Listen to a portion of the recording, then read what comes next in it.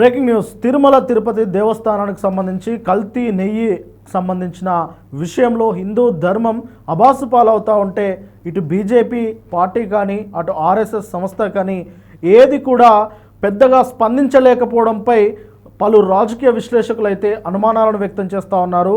ముఖ్యంగా తిరుపతికి సంబంధించి కల్తీ నెయ్యి, కల్తీ లడ్డు వ్యవహారం ఎంత హాట్ టాపిక్గా మారిందో మనం చూస్తూనే ఉన్నాం. వైసీపీ హయాంలోనే కల్తీ నెయ్యి జరిగిందని ఇన్ని రోజులు చంద్రబాబు నాయుడు అలాగే కూటమి నేతలు ఆరోపించారు. అయితే 2019కి ముందే అక్కడ కల్తీ నెయ్యి అనేది జరిగింది అని ఇటీవల జగన్ సైతం ఆయన పేర్కొన్నారు. అదే కాకుండా దీనిపైన సిట్ విచారించిన తర్వాత సిబిఐ ఆ రిపోర్ట్లో కూడా అక్కడ కల్తీ నెయ్యి అనేది టీడీపీ హయాంలోనే జరిగింది అనేది ఆయన సాక్ష్యాలతో సహా వైఎస్ జగన్మోహన్ రెడ్డి ఇటీవల అంబటి రాంబాబు అలాగే జోగి రమేష్ పర్యటనలో భాగంగా ఆయన వ్యాఖ్యానించారు. అయితే ఈ నేపథ్యంలో చంద్రబాబు నాయుడు అసలు నెయ్యే వాడడం లేదు, ఇక కల్తీ నెయ్యి ఎక్కడిది, వాళ్ళు వాడుతున్నది నెయ్యి కాదు, బాత్రూంలో వాడే యాసిడ్లో వాడే ఏదైతే పదార్థాలు ఉంటాయో బాత్రూమ్ కడిగే క్లీనర్స్లో వాడే పదార్థాలలో కొన్ని పదార్థాలను అందులో భాగంగా నెయ్యి రూపేణా వాడుతూ ఉన్నారని చెప్పేసి చంద్రబాబు నాయుడు గారు బాహటంగా మాట్లాడుతూ ఉన్నారు. అంటే ఇక్కడ తిరుపతి ఎంత పవిత్రమైన దేవాలయమో అందరికీ తెలిసిన విషయమే. మరి అలాంటి తిరుపతి దేవస్థానం పైన ఇలాంటి వ్యాఖ్యలు అటు జగన్మోహన్ రెడ్డి, ఇటు చంద్రబాబు నాయుడు, అటు పవన్ కళ్యాణ్ చేస్తూ ఉన్నప్పటికీ బీజేపీ పార్టీ కానీ ఆర్ఎస్ఎస్ సంస్థ కానీ ఇప్పటి వరకు స్పందించకపోవడం ఏంటి అనేదే ఇప్పుడు చాలామందికి అనుమానం కలుగుతూ ఉన్నది. అంటే చంద్రబాబు నాయుడిని ఏమనలేక అలాగే అటు పవన్ కళ్యాణ్ని ఏమనలేక బీజేపీ సైలెంట్గా ఉంది అంటే ఒక అర్థం ఉన్నది. ఎందుకంటే పొత్తులో భాగస్వామ్యం ఉన్నారు కాబట్టి.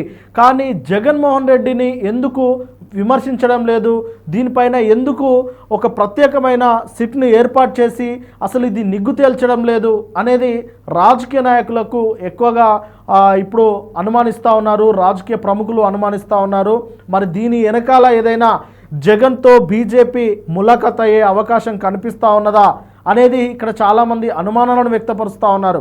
అందులో భాగంగానే చంద్రబాబు నాయుడు బీజేపీ మాట వినడం లేదు, ఇటు తెలంగాణ రాజకీయాల్లో కాంగ్రెస్తో పొత్తు వ్యవహారాలు, లోపాయకర ఒప్పందాలు నడుస్తున్నట్లు ఆరోపణలు వస్తూ ఉన్నాయి. అలాగే పవన్ కళ్యాణ్ కూడా బీజేపీ మాట వినడం లేదు, అటు కూటమి ప్రభుత్వంలో ఉన్న ఏపీలో బీజేపీ మాట వినడం లేదు, ఇటు తెలంగాణకు వచ్చేసరికి పవన్ కళ్యాణ్ తోకాడిస్తూ ఉన్నాడు, బీజేపీ మాట వినడం లేదు. ఎందుకంటే చివరి నిమిషం వరకు ఆయన ప్రచారానికి వస్తా అని మున్సిపల్ ఎన్నికల్లో భాగంగా లాస్ట్ నిమిషంలో ఆయన ప్రచారాన్ని కూడా రద్దు చేసుకొని ఉన్నారు. అంటే ఇక్కడ బీజేపీని ఆయన అవమానిస్తూ ఉన్నారు పరోక్షంగా అనేది బీజేపీ అధిష్టానం ఆలోచిస్తూ ఉన్నది. అదే మాదిరిగా ఇటీవల జరిగిన ఒక పరిణామం కూడా దీన్ని బలపరుస్తూ ఉన్నది. ఐటీ మినిస్టర్ నారా లోకేష్ ఢిల్లీకి వెళ్ళినప్పుడు ఏ ఒక్కరు కేంద్ర మంత్రులు కూడా ఆయనకు అపాయింట్మెంట్ ఇవ్వలేదు. దాదాపు 36 గంటల పాటు హోటల్ రూమ్లోనే ఒక్కడే వెయిట్ చేసి ఇక చేసేదేమి లేక తిరిగి ఏపీకి వచ్చేశారు.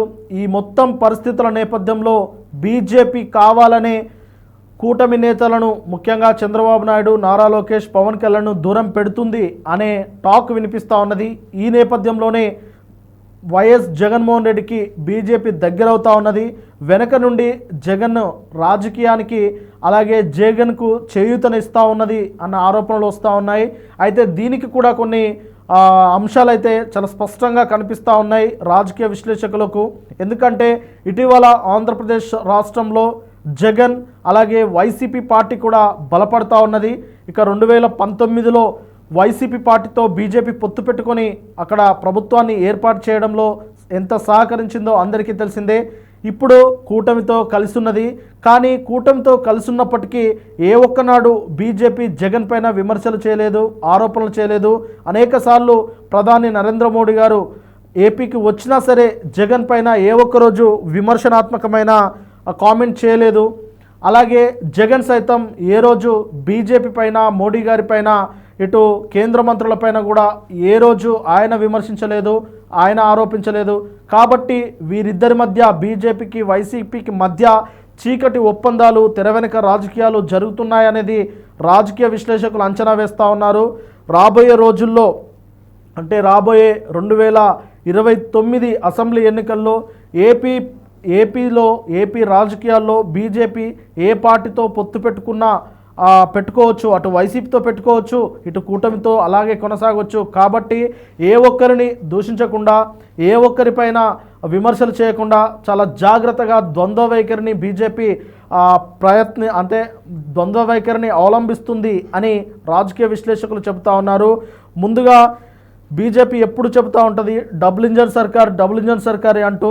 అలాగే ఢిల్లీలో ఒక ఇంజన్, ఇక ఆంధ్రప్రదేశ్లో మరొక ఇంజన్ ఎప్పుడు ఉండాలనుకుంటుంది.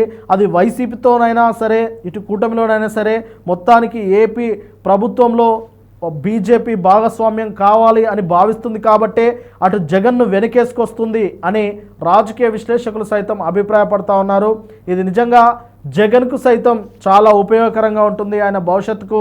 అలాగే రాబోయే ఎన్నికల్లో కూడా జగన్కి ఇది ప్లస్సే. కానీ కూటమి దీన్ని ఎలా చూస్తుంది అనేదే ఇప్పుడు ఆసక్తికరంగా మారింది. అటు చంద్రబాబు నాయుడు, అటు పవన్ కళ్యాణ్ దీన్ని ఎలా చూస్తారు? జగన్కు బీజేపీ సపోర్ట్ చేస్తుందంటే ఇంకా బీజేపీకే చంద్రబాబు నాయుడు సపోర్ట్ చేస్తూ ఉంటాడా, లేదా ఆయన ఏదన్నా రాజకీయ చర్య తీసుకొని ఉన్నాడా అనేది ఇప్పుడు ఆసక్తికరంగా మారింది. ఏది ఏమైనప్పటికీ ఇక్కడ హిందువుల మనోభావాలు అయితే తీవ్ర స్థాయిలో దెబ్బతింటూ ఉన్నాయి. హిందూ మనోభావాలు దెబ్బతింటున్న ఈ కల్తీ నెయ్యి, కల్తీ లడ్డు వ్యవహారం పైన ఇటు వైఎస్ఆర్సీపీ నేతలు, ఇటు టీడీపీ, జనసేన నేతలు ఇష్టానుసారంగా మాట్లాడుతూ ఉంటే బీజేపీ, ఆర్ఎస్ఎస్ సంస్థలు ఇప్పటివరకు మాట్లాడకపోవడంపై హిందువులైతే తీవ్రమైన మనోవేదనకు గురవుతూ ఉన్నారు. మరి దీనిపైన బీజేపీ అలాగే పీఎం నరేంద్ర మోడీ గారు ఏదైనా స్పందిస్తారా?